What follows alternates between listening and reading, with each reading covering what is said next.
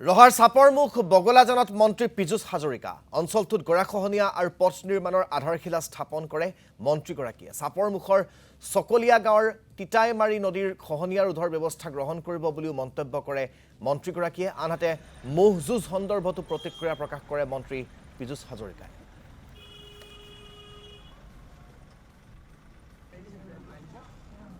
চৰকাৰে যেতিয়া কোৰ্টে যেতিয়া নিষেধাজ্ঞা আৰোপ কৰে তেতিয়াতো মই মন্ত্ৰী হিচাপে মহযুঁজ হ'ব লাগে বুলি ক'ব নোৱাৰোঁ কিন্তু মানুহৰ আকাংক্ষাকো